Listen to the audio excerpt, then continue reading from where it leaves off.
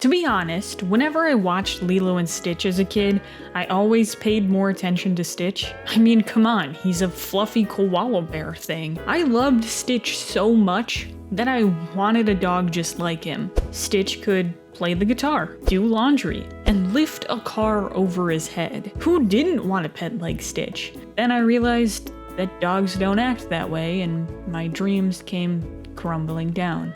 As a kid, Stitch was way more likable than Lilo or even Nani. To be honest, I never really paid attention to their story. I mean, my little kid mind just zoned out during their scenes. 7-year-old me probably would have described Lilo as a little odd and really crazy. As for Nani, she was uptight. Oh, how I was wrong. Recently, I rewatched this movie and I have a new appreciation for these two. Let's start with Lilo. On the surface, Lilo is just a very imaginative kid. She gives a peanut butter sandwich to a fish because she thinks he controls the weather. She gets into fights with classmates, and it seems from the dance teacher's face that this is a regular occurrence. Lilo is a bit odd, but if we dig a little deeper, Lilo's behavior starts to make more sense. Lilo and Nani have recently been through a lot of trauma. Their parents recently died in a car crash on a rainy day. Don't believe me? Lilo says this. It was rainy and they went for a drive.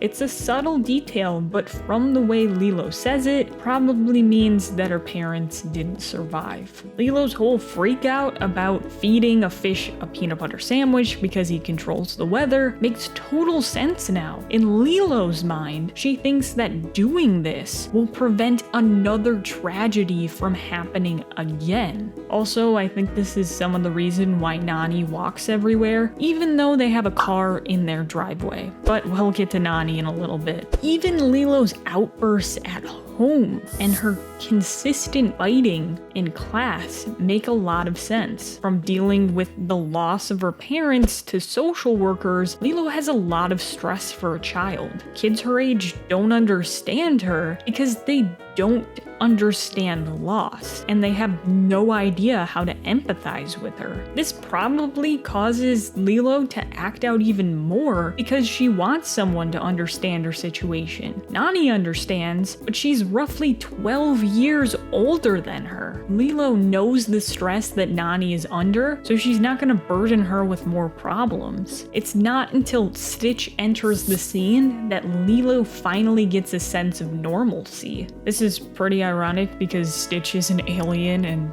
he is nowhere close to being normal. We've explained Lilo's behavior and why she thinks the way she does, but what is Lilo's core problem? Her biggest fear, and the thing holding her back from moving forward. Lilo is afraid of being abandoned. There are 2 times in the movie where she clearly states this. The first one is when Stitch leaves and she says, I remember everyone that leaves. the second time is when Stitch tries to save Lilo from Gantu's ship and she says, Don't leave me, okay? this is really sad. Even her emphasis on Ohana makes sense. Stitch and Lilo consistently remind Nani that Ohana means family. Family means that no one gets left behind or forgotten. At first, I really thought this had something to do with Lilo and Nani not forgetting their parents, but it's not like that at all. Lilo says this repeatedly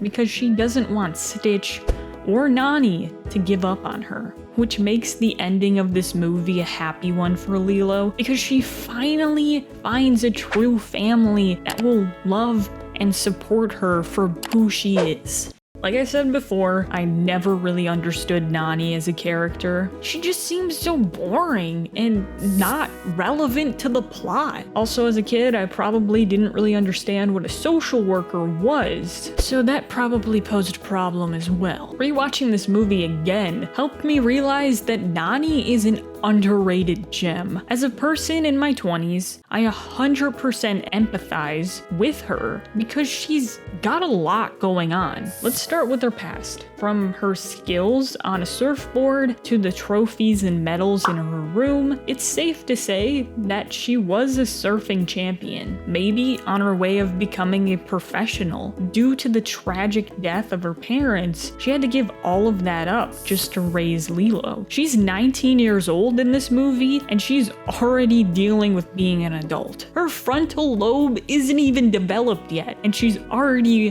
dealing with herself and her sister. Finding a job is hard because her only skills are surfing. Finding a job in a small town in Hawaii is even harder. She works her butt off as a waitress until Stitch messes it up. She goes on a job search again, doing her best. Every single time, Stitch messes them up. So yeah, I can understand why she has beef with Stitch for some of this movie, because he ruins her life over and over again. When it comes to Lilo's and Nani's relationship, Nani doesn't understand her sister. Like I said earlier, Lilo and Nani are roughly 12 years apart, so their brains are on different wavelengths. One example is when Lilo jokes with the social worker about Nani's parenting, which gets Nani in a lot of trouble. Nani understands that if these meetings with the social worker don't go well, then she's not going to have custody of Lilo. Lilo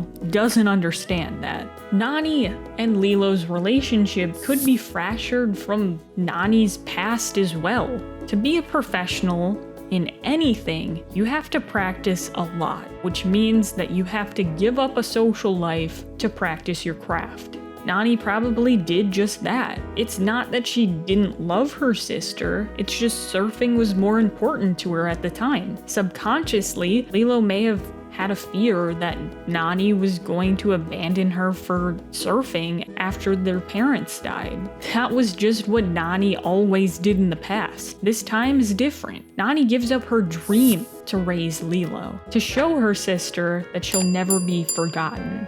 Even in Nani's low points in the movie, like leaving her sister at home or keeping the stove on when she's away, Nani's still very supportive to her sister. Nani loves her sister so much that she doesn't even tell Lilo that she lost custody. Lilo just walks in on Nani silently crying in the kitchen, watching the clock tick by, waiting for Cobra Bubbles to take Lilo. I don't even think Lilo really understands the extent until she's actually in Cobra's car. This movie is so sad. Just like with Lilo, Nani seems to have a core fear as well. Hers isn't abandonment, it's knowing when to ask for help. Throughout the movie, there's this guy named David who has a huge crush on Nani, but that's really not that important to note right now. Time and time again, he tries to help her by helping her cope with her current situation. It's not until David, Nani, Lilo, and Stitch go on a surfing trip that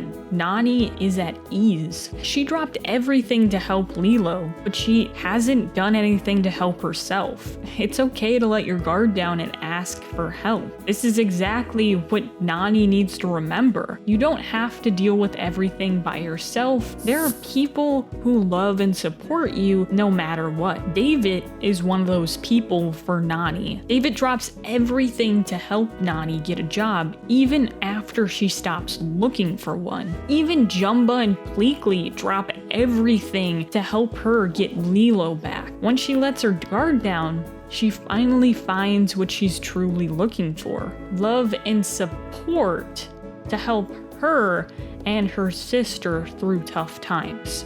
And that's a wrap! Some of the details in this movie are just so subtle that it just made it more fun to go back and watch this. Let me know if you want me to look at another Disney movie. Let me know in the comment section down below who your favorite character in Lilo and Stitch is. Till next time.